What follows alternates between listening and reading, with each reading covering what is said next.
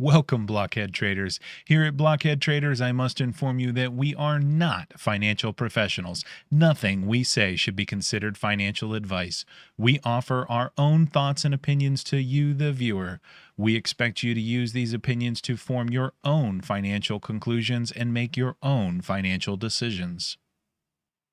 Today is Wednesday, September 15th, 2021, and this is Blockhead Traders Weekly. In this week's episode, I'm joined by fellow Blockhead trader Viper XL007, and we're going to be talking about the concept of a hedge this week. Have you ever heard of the term? Ever really wondered what it was? Do you do it? Do you think you should do it? Should you do it? You ever wonder these things? We're going to talk about that and explore different parts of hedges. And as traders, we always need to be looking for the downside and limiting our losses. Remember, trading is not a finite game, unless, of course, you run out of capital, which we don't want to do, which is why hedging is a valuable strategy to learn and to talk about. But before we hop to that topic, I want to give a shout out to our Discord. We are currently streaming this episode live to the Discord channel right now. You can find a link in the description below to join our Discord channel. It's free and open to everybody. You can pop in, say hello, let us know what you're trading, let us know what you think of the show, give us tips for topics you want to hear about. There's another link in the description below at thetagang.com where you can see all the trades that I make, good, bad, and the ugly, to show you that we're really transparent in what we're doing and we're learning just like you. Not everything always pans out, but sometimes they do. So let's jump to this week's topic of a hedge and talking about what is a hedge, how does it work, should I do it?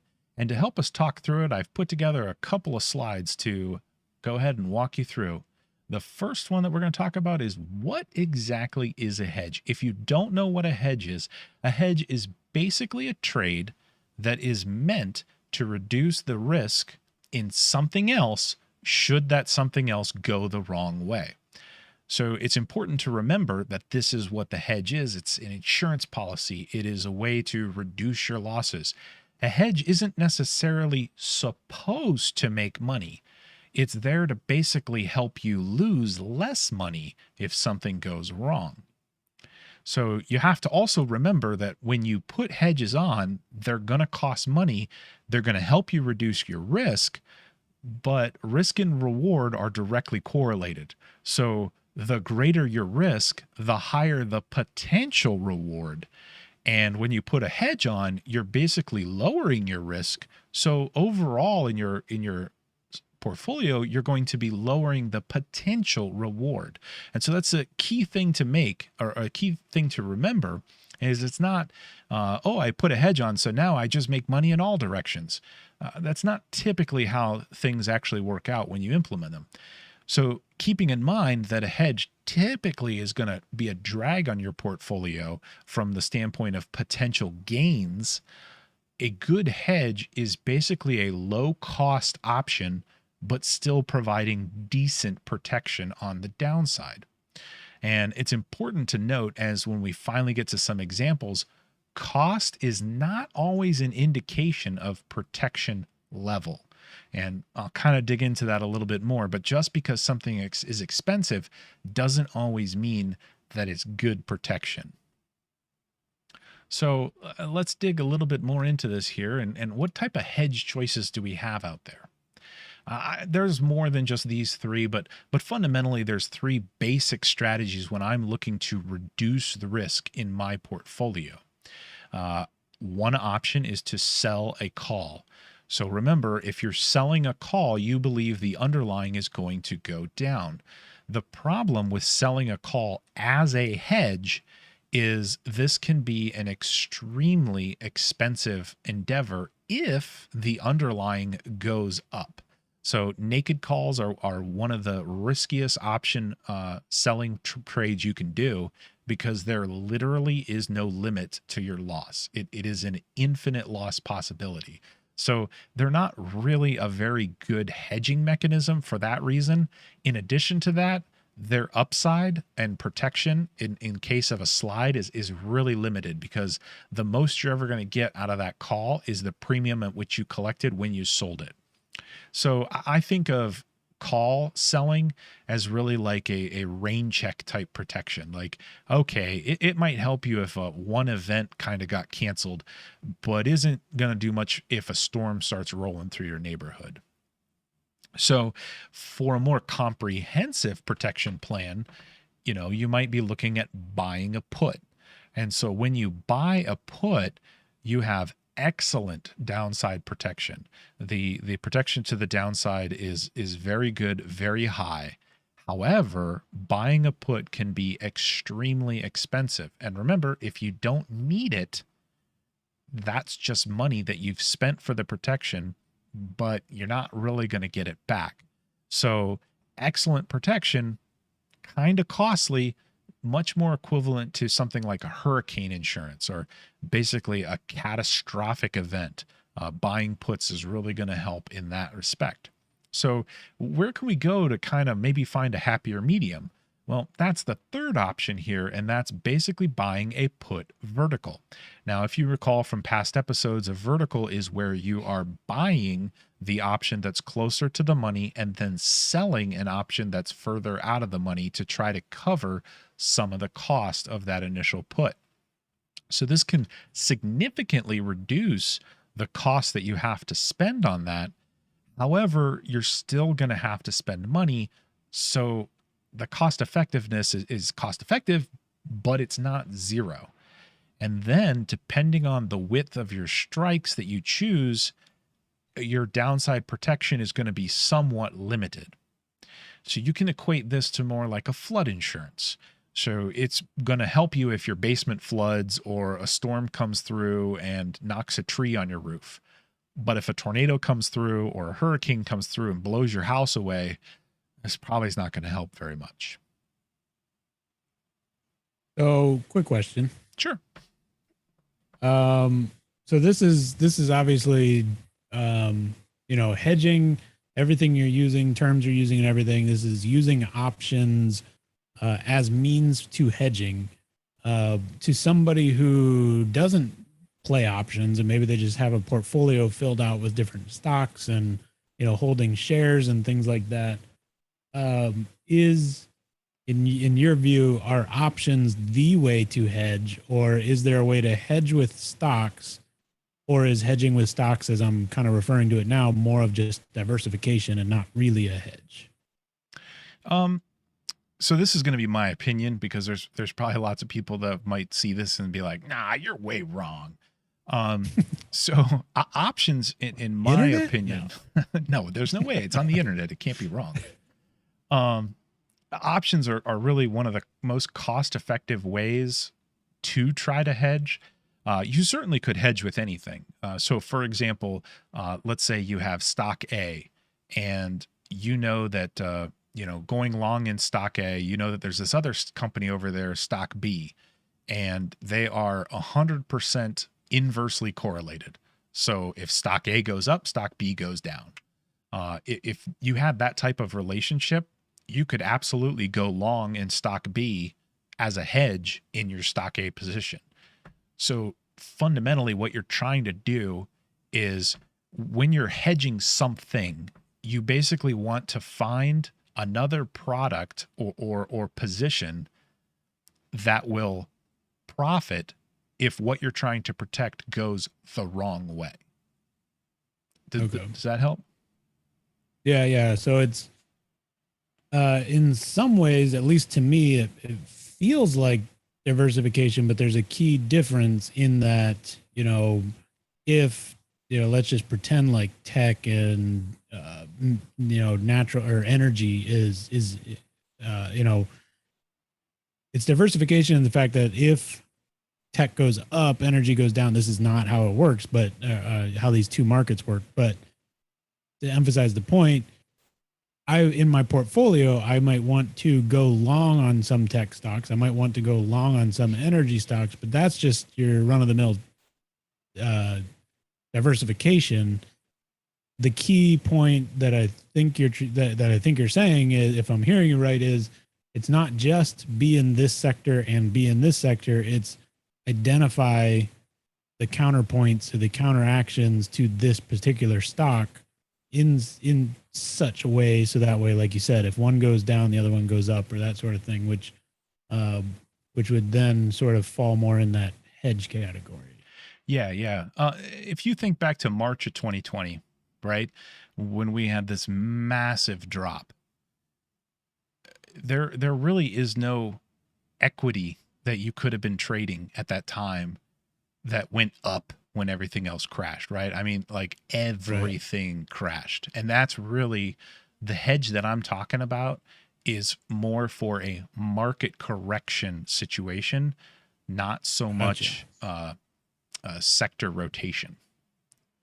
And Gotcha. I will also point out here that the need for hedges also depends on your investment timeline. So I consider myself much closer to a trader than an investor. And so my money is always in the market for the real short term, the near term, right? And so I am going to be more sensitive to a 10% market correction in the month of September or October than somebody who is pouring money in on the 10-year cycle or a 15-year cycle. They're not going to care that there's a 10% drop in this particular month. And so you have to also take that into account as well. That makes sense. So let's jump in to the next the next area here, which is my views on hedges. And some of it'll kind of relate to the stuff that I just mentioned here, where it's really my opinions and where you do them. And like anything, roll your own, get your own flavor. To me, the most cost effective time to put a hedge on is when you don't need it. So when everything's rosy and everything's roaring, hedging is the furthest part from your mind. And it's probably the furthest thing from everybody's mind, which basically makes those hedge trades really cheap to buy because nobody thinks they need them. But as soon as that rain starts falling and the waters start rising, guess what? Hedges start to become expensive. So, I don't always know the optimum time to put a hedge on. So I'm always looking for what's the most cost effective way to put a hedge on so I can take advantage of times when no one's thinking about hedges. And this is something I recently did in the current market. So like right now, things have been on a tear for the past, 12 months. Not everybody's really thinking about hedging. And for me, hedging should be done at a portfolio level. And this kind of goes to some of the topics that I'm saying. Like if you're taking a position and you need to hedge a particular position, should you really be taking that position or should you go ahead and do position sizing, diversification and things like that? So if you think you need a hedge for a particular position, my personal opinion is you need to question, should I even have that position on in the first place? So for me, hedging is much more done at a portfolio level to really protect your capital in the case of an unforeseen, March of 2020 event, any sort of market correction, a 10% drop in the indexes. So that's really for me what a hedge should be. And kind of to your point on what do you hedge with, my opinion is because I'm looking at the portfolio level, your hedge should be the product that is most correlated to your portfolio. So if you have an extremely tech heavy portfolio, I would hedge with the NASDAQ. I like to hedge with indexes because that gives you a product that is by nature diversified already. And then you get the yin to your yang, if you would. You get that diversification in the opposite direction. So you don't have to mix and match products to make a better portfolio hedge. So I typically turn to indexes. In my portfolio, I generally try to keep sector balance. So I try not to have certain sectors get overweight over some of the other ones. And so I tend to gravitate towards the S&P products as my hedge vehicles. So those are the SPY, the SPX, basically anything that is tied to the S&P, that's where I like to make my hedges on. And when I make hedges, and we're going to get into some of this, I'll call it creativity, I like to keep my buying power impact as low as possible because, like I said, hedges aren't really free. They're going to cost you money to put on. And any sort of money that you have in a hedge is going to reduce your capital that you can deploy in other trades. And so, going back to that risk and reward, it's going to lower your risk, but it's going to limit your potential reward. So, the more that I can maximize the efficiency of the hedge, the better off my portfolio is. So that is always a key goal for me when I take a look at hedges. So let's get on to the very last thing before I start pulling up some actual examples of this hedge choice that I typically like to put on. And there's variations of this. I'm not locked into one. Nope, this is absolutely how I hedge each and every time. And we'll kind of get into that. But like I mentioned, there are 4 products that I really look at. There's the SPY, the SPX, and then there's 2 futures products, MES and ES. And so what those are is SPY is an ETF. It is basically about 1/10 the size of the actual S&P index. The SPX is not a position you can hold, but it does have options you can trade. They're cash settled, and it is the value of that is the value of the index, the S&P index, that is. /MES is the micro S&P futures.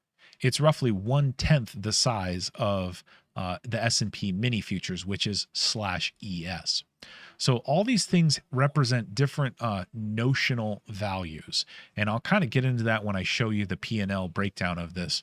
But when I put these on, I'm going to stay in same sized products. I'm not going to try to do, the SPY and combine it with S&P mini futures because they're not the same size. So what I'll do is I will buy a put vertical, and I'll buy that put vertical in SPY or SPX, depending on what product it is or what size I need. So if I want little protection, I'll use the SPY. If I want big dollar protection, I'll use the SPX, and I'll show you the difference here in a minute. Now, that's going to cost me some money. So I want to try to pay for that in a trade so that it doesn't, remember, anytime you buy options, theta is constantly decaying. And so if I just bought the put vertical, absolutely that would give me protection. But whatever money I paid for that vertical is just going to slowly decay away in time. And if I never need the insurance, that decay, that whatever that cost was, I just lost it. It's a sunk cost. So I try to cover that cost by selling a naked put that is much, much deeper out of the money. And I do that to basically finance the cost of that call vertical. Now, there's a couple things you could do with this, and that is if you actually sell double that naked put, then you can wait until that thing hits 50%, close it out, and your call vertical is absolutely free, no cost. And the reason that I say that is because, remember, I'm putting these hedges on when you don't need them. So I happened to put one of these hedges on last week, so the S&P is going up. So there is a high probability that naked put that I sold is going to be able to be bought back for a cheaper price if the S&P keeps going up. And so if I can go ahead and buy that back, but still keep the protection on by that long vertical, then I'm going to do that. So the pros and cons here is, the pro is if you sell that premium, that naked premium, your cost is basically zero. So it doesn't really cost you anything out of your trading account, except it does take buying power. Now, not as much buying power as I'm going to show you. And another pro is you really can put this on at any time because it has very limited cost. It provides decent protection. It's not catastrophic protection. In fact, in the event of a catastrophic decline, we would be in pretty big trouble, because as you see, you're going to have these naked puts, and anytime you start going down there, you can have a very dangerous loss if you start challenging those levels. So I think the best way to really kind of visualize this is to kind of jump to some P&L charts of these exact plays that I'm kind of talking about. So I put these up, and I'm going to pull up the P&L chart of them. And the first one we'll really look at here is the SPY. Now, this is not my mix and match product. This just says, hey, if you're going to follow the strategy of buying a vertical and then trying to cover the cost of the vertical with a naked put, this is what it's going to look like. And every single trade that I'm going to flip through here initially is all at the exact same strikes. And so the point I want to call out here is SPY, SPX, MES, ES, they're all tracking the same underlying index. So all of the strikes are roughly the same cost. You'll see some variation in the futures because technically the futures are trading right now. The market is open for futures, but it's not open for SPY or SPX. So their prices are as of close. So there'll be a slight difference there, but in general, it's going to be the same. So what I did in these is I basically bought the 440 call, or sorry, 440 put, and I sold the 430 put. So this is this vertical here. This is my protection. And what this does is it allows me about $1,000 protection, and it's going to cost me about $221. Okay. Now, to pay for this $221, because I'm kind of cheap and I don't really want to just throw $221 away, I'm going to go further out of the money here to about the 383 strike, and I'm going to go ahead and sell a put at 383. And this, I'm going to collect 227. So you can see if this S&P rallies, I'm not going to lose any money, not going to make any money, but it doesn't really hurt me. And if the S&P were to fall, you're going to see as soon as it falls through 430, I'm going to be at my maximum protection value of about $1,000. And that's going to stay with me unless the S&P starts getting below 383. And now we're going to start really losing money. So as long as the S&P, this is what I'm talking about, flood insurance. This is going to adequately protect you for a larger market correction, but not a catastrophic market correction. So let's take this now, because we put naked puts on, I want to call out that this is going to require buying power. So this trade, if I try to get the no risk to the upside on it, this trade is going to cost me about $4,000 in buying power and give me about $1,000 protection. Now, if you're okay with, just spending the $220, you can skip that whole thing, and your $1,000 protection is not really $1,000 because you're going to lose the 221 here. So now your protection is $779. The difference is that 779 protection will take you all the way to zero. So that's the trade-off here. It's capped, but it does go all the way to zero. So you don't get increasing protection. And the difference here is you can see no buying power reduction. So the only cost without this naked put is the 221 for the trade. So to just kind of iterate some of the examples here of the buying power and size difference, let's take a look at this exact same trade on SPX. Now, remember, SPX is 10 times the size of SPY. So it makes sense here that our cost is, instead of $212, it's now $2,125. The buying power reduction because of the naked puts here is basically going to be a $40,000 buying power reduction.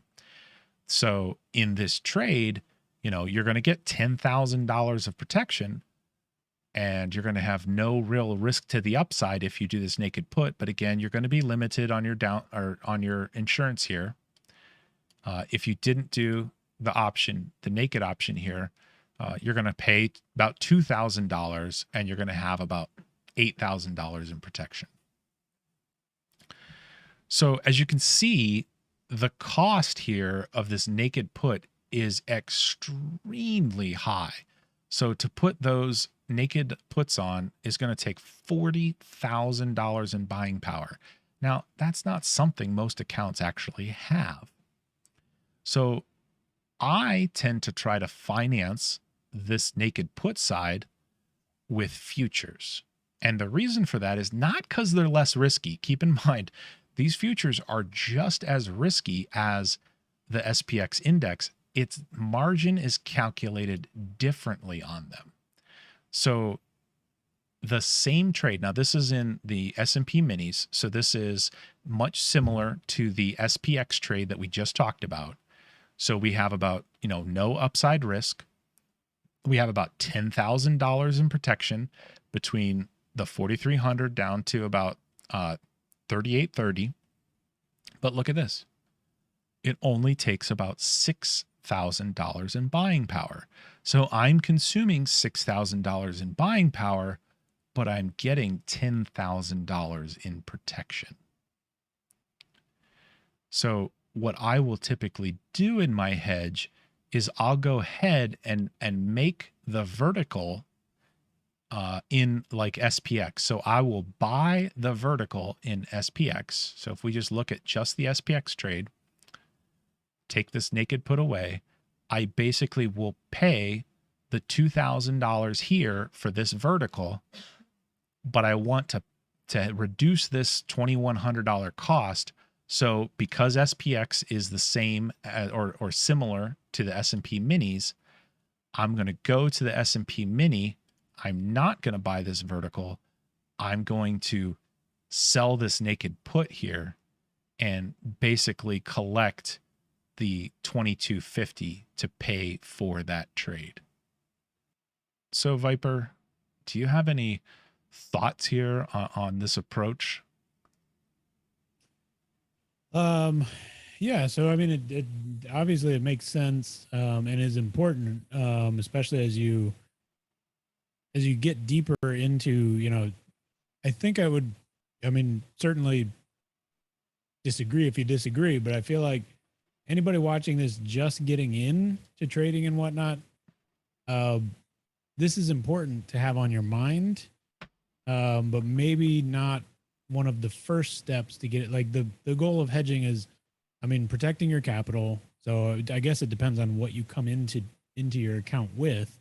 But it also feels like the more you trade or the more you invest over time, this becomes proportionally more important because now you're trying to protect what you've done or what you've built along the way. So I guess first step is something along those lines. I mean, would you agree with that sort of, somebody coming in fresh and like, oh, hedging, this is now something completely new that I also need, like, where would this fall in your priority list for a new person?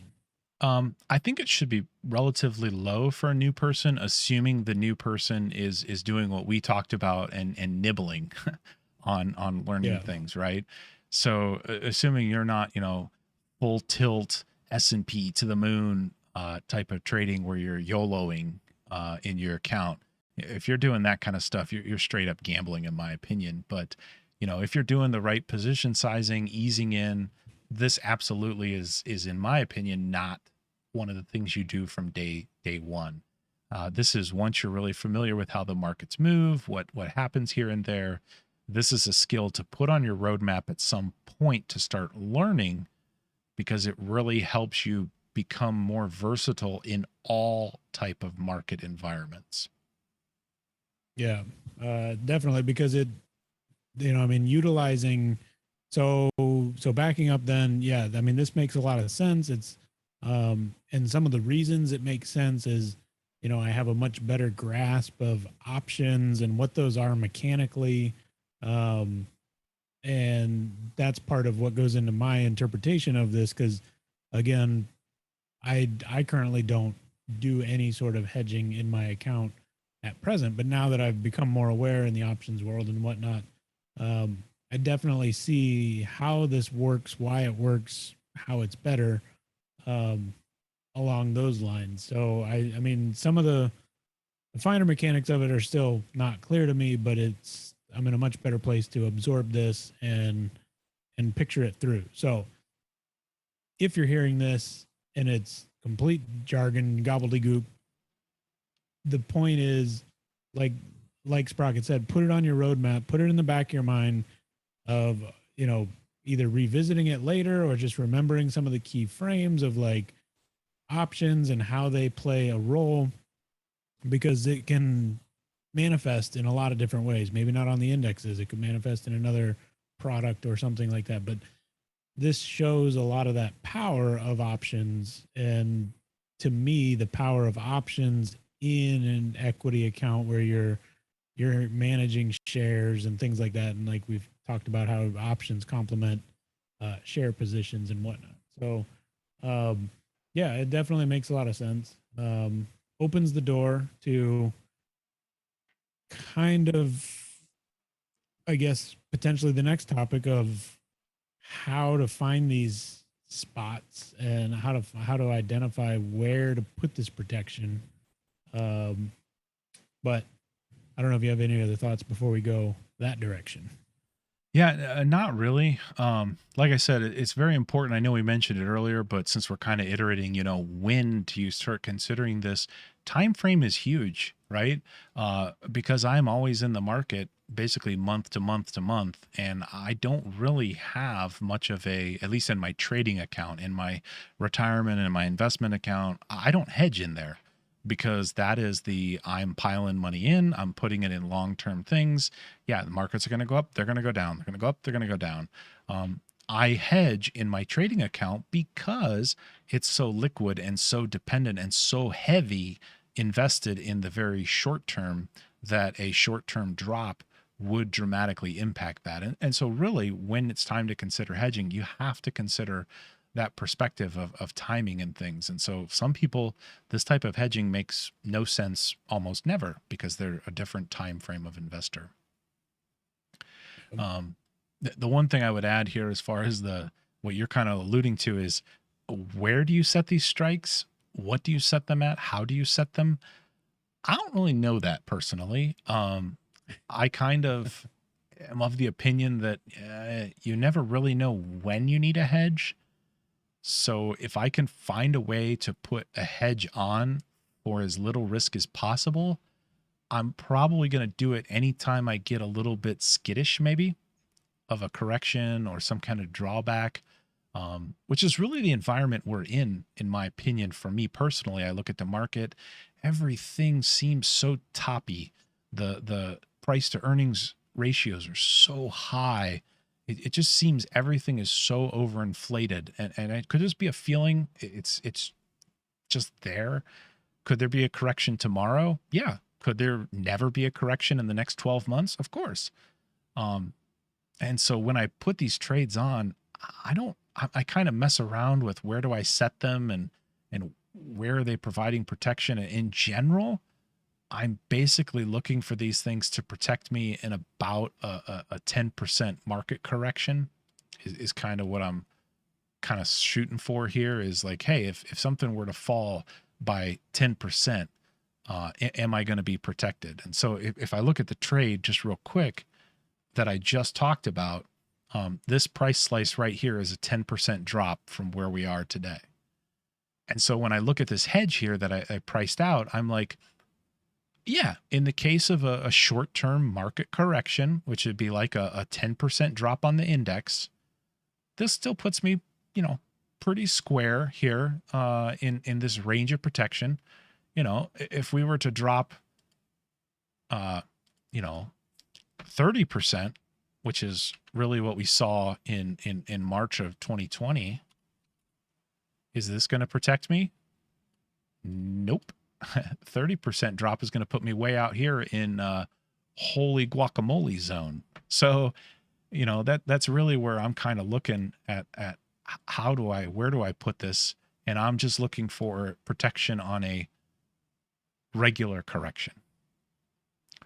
So I don't know. I've never really gone and taken like price action stuff to some of this, but that would be kind of interesting, I think, to kind of look at levels of the S&P and how does that line up to where protection strikes might be.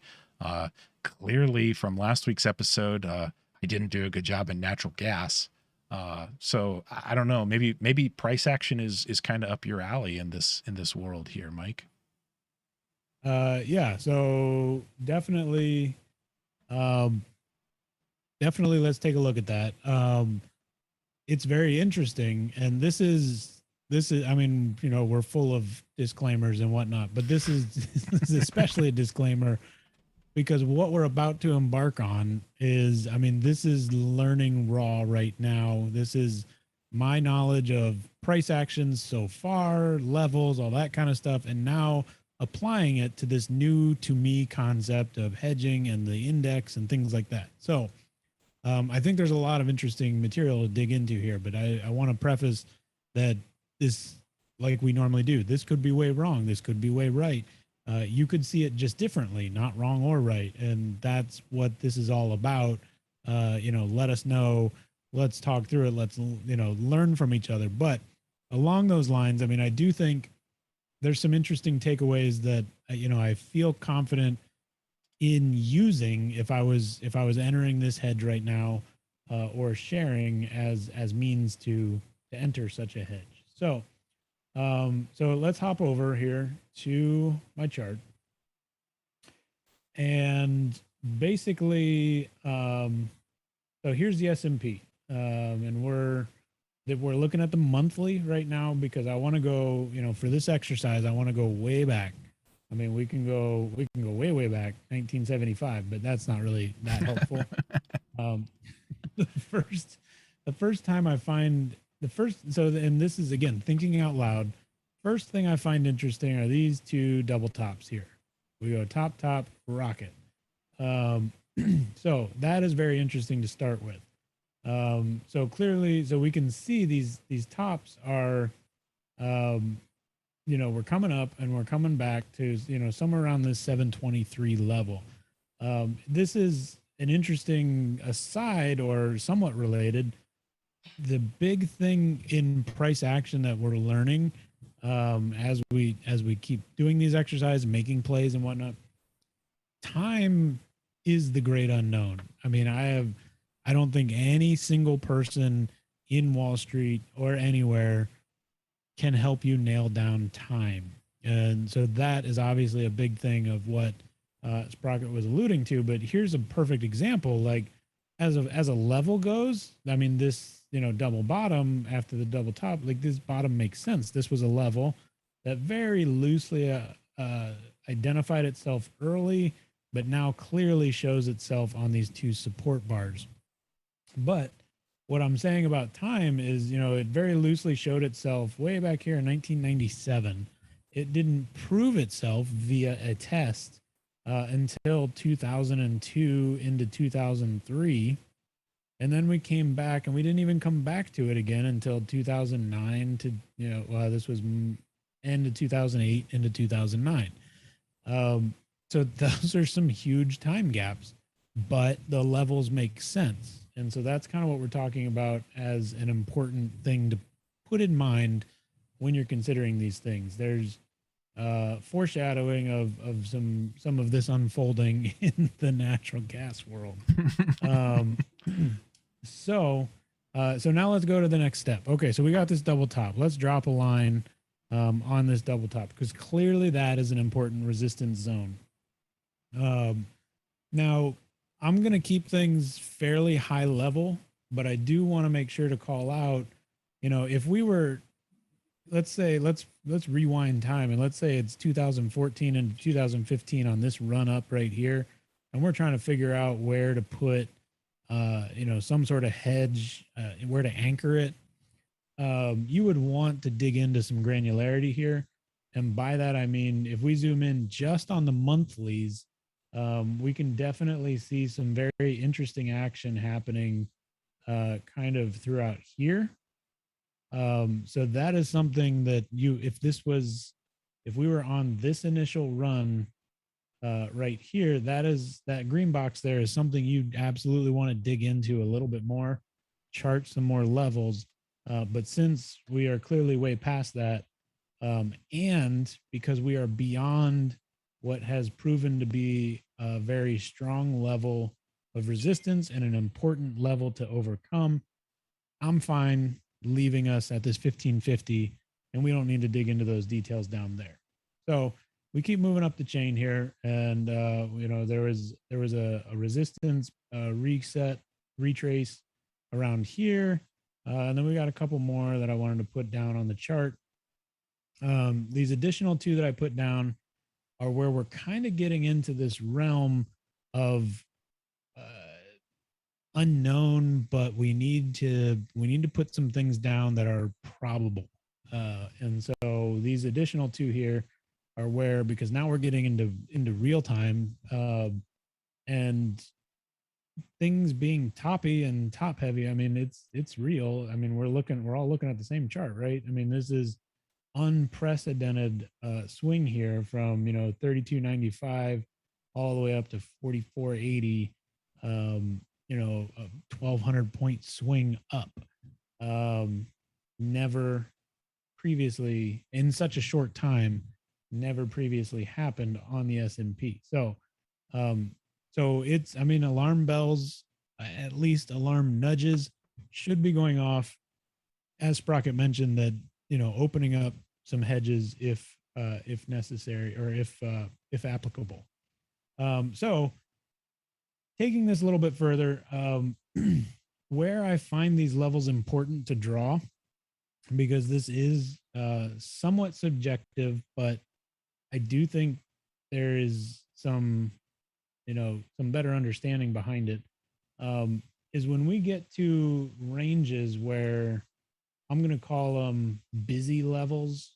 When we see a level, kind of throughout here, this is a very busy level, where there's chop of sorts happening. So that's one thing that draws me to that area. And then we can actually get a little bit better understanding if we take ourselves out of this monthly view. Let's bring it down to the weekly. And now we can kind of see where that chop, starts to really identify some better understanding of some resistance levels. We see where I did chart this one line. We see 1, 2, another test, and we eventually overcome it here, but not before crashing back down, and this being the big March 2020 crash. What I find most interesting about that crash is, yes, so in real time leading up to March 2020, if I was worried about a correction, this first level here, 28.49, would be on my radar of a potential, but we obviously blew straight through that. But we did stick the landing of this other level that revealed itself down here around 21.62 way back in 2015. So 5 years later, it gets its proper test. This could potentially be a test here in 2019. So this is why leveling identification is important, because as we've said many times, you don't know how far down the steps you're going to fall, but knowing where the steps are very important to do your math on what can I afford, how many steps can I afford to go down. And the last thing anybody wants to do is pull the trigger prematurely on one of these steps, like place your where you're going to put your hedge halfway through a step, because it's likely it might dip and swing through there and it's going to pick you up. And then that's going to, potentially be a problem. So if you find your 10% level of what you can afford is halfway through a step, then maybe instead of pushing it harder and going further or further up or whatever, anchoring to one of those levels or one of those steps. One interesting thing is, like I said, I put this level here, 28.59, 28.60, whatever.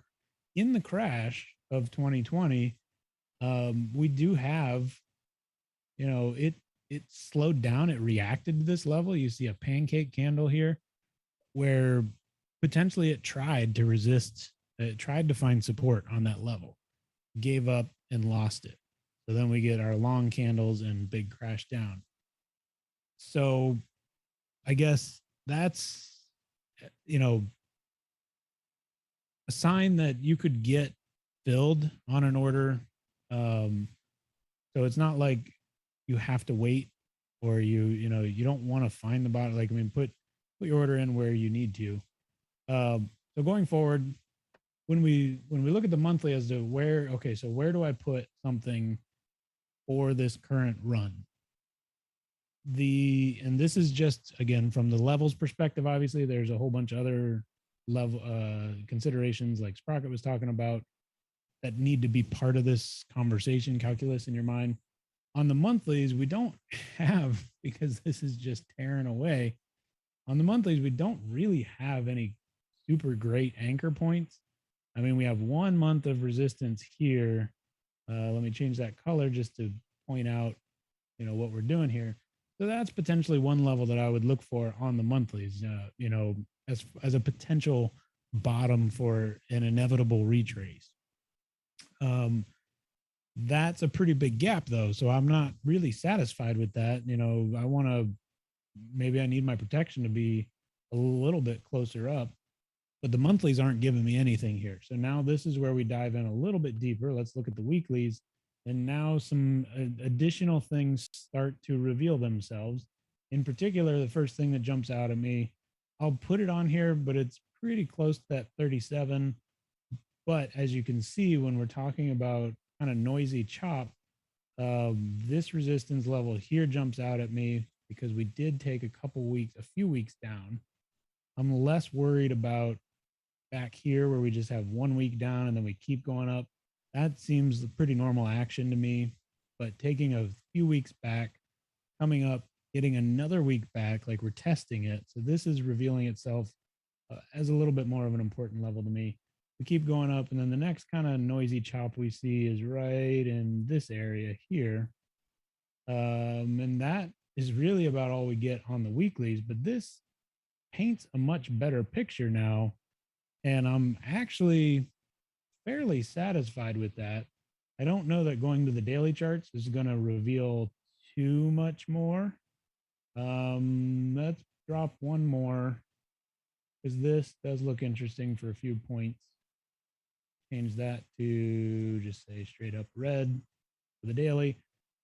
This actually does appear a little bit more interesting because it has that noisy chop that I'm talking about. Let me blow this up just so that way it's a little easier for everyone to see. You get a little bit of that sideways chop. And most importantly, of what makes this most interesting to me is we came back, tested, launched support. So now, in thinking out loud, I really like this 43.91 as well. But this, and wow, that was unexpected. But the daily, I mean, really now is showing this 42.33 is important because we came back and we actually got some decent support off of it. So that's kind of the stuff I'm looking for. There's this support launch back here. Potentially, let's throw, because the resistance wasn't great, but the support is pretty strong. So maybe throw one more there. So now we have a pretty decent ladder, I think, of the staircase now. So I don't know how this strikes you, Sprocket, but this, so we'll say 43.91. So let's call that 43.90, 42.30, 40. I mean, we're pretty much running at a 200 point delta roughly. But I'm curious, how does this strike you, and what does this line up with any of the protections hedging that you just showed us? It makes me feel like my hedge is not so bad. Because actually on the hedge that I have here, that I trialed for this show, if I just pull it up here real quick, my protection starts ramping up at 4,400. It reaches maximum protection at 4,300, and it provides that maximum protection all the way down to starts falling off at 38.30, and all the protection is completely dissolved by basically 37.30. So it's kind of interesting that that covers a lot of the things that you were pulling in there. Yeah, so 37.30 on the bottom, and you said about 4,300 at start. Yeah, so really the break even on this doesn't make much of a difference because then you're providing zero protection. So the protection goes down to 38.30. That's where I would consider the protection to stop, because that's where it starts to fall away. Okay. And basically Okay. the protection starts to ramp up at 4,400 and reaches maximum protection from 4,300 down to 38.30. Okay. So with that in mind, maximum down to 38.30. Okay, so let's flip back onto here now with this marked out here. So now here's the green zone of your protection coverage. We're about 4,300 here. We go down to about 3808, 3,800 down on the bottom. So of the levels identified, your maximum protection is here in the realm of 1, 2, 3 levels, which seems, and then this fourth one is just out of reach. But by this point, I mean, it's close enough to this level that if this level was going to hold, it very quickly may come back into the protection zone. So I think, I mean, yeah, I think that feels pretty appropriate. There on the daily, I'm noticing, down here 35, 36, but at this point we're so far out. That's really catastrophic. But yeah, I mean, that seems to make sense as far as you want to cover. I would think you would want to cover multiple levels, because again, you don't know how far it's going to go down. Yep. The one thing that, I mean, ultimately, we're really talking about absolute most catastrophic collapse is likely again to this 2153 level. But I don't really think that there's any viable hedging that could protect you against that. So bearing in mind what we're dealing with, I mean, yeah, that seems pretty well placed. Yeah, so one last little bit here, just to wrap it up. I wanted to zoom back out because obviously we started monthly and then we kind of went in. I always think it's fascinating every time you chart anything, after you go in, do your chart levels, do all that, bring it back out to the very high granular level, and just see what you've uncovered, see what digging through those weeds has shown you. And what we can see here is like this makes even more sense now, this protection. So the box didn't change, same box. These lines are what we drew zooming into the weeklies and the dailies.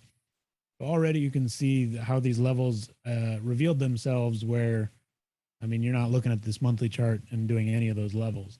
But what I find most encouraging is the fact that this protection, this hedge, takes you right down to this monthly resistance. So, on the order of probabilities, I would expect a retrace event, a major retrace event, the kind of thing you want to hedge against, to take you back to an important level that's identified from a very granular view, something like the monthlies. Because if it's revealed in the monthlies, if it's revealed at a higher level, it was a very significant event, a very significant resistance level or support, to be able to see it on the monthly. So the fact that this hedge hedges you all the way back to this monthly resistance really I mean, we're currently in a monthly resistance now for the month of September, halfway through the month. So I don't know. It could absolutely turn around. Um, that seems pretty solid to hedge yourself back to this previous month resistance. Even though this was a fairly weak resistance month, like I said, this is on the order to me of standard action. Nonetheless, I think it's encouraging to get that coverage back to that point. Very interesting, as it usually is when we take a look at that kind of stuff. So that brings us to the end of this week's episode. Hopefully, you've at least learned something or sparked a curiosity in your mind to dig into something more. Like I said, we're both kind of new to this. Hedging is something that I wouldn't say that I've done regularly, but I've started researching it and putting more and more of these hedges on. I've done a couple of these hedges that I just talked about today over the past 6 months ish.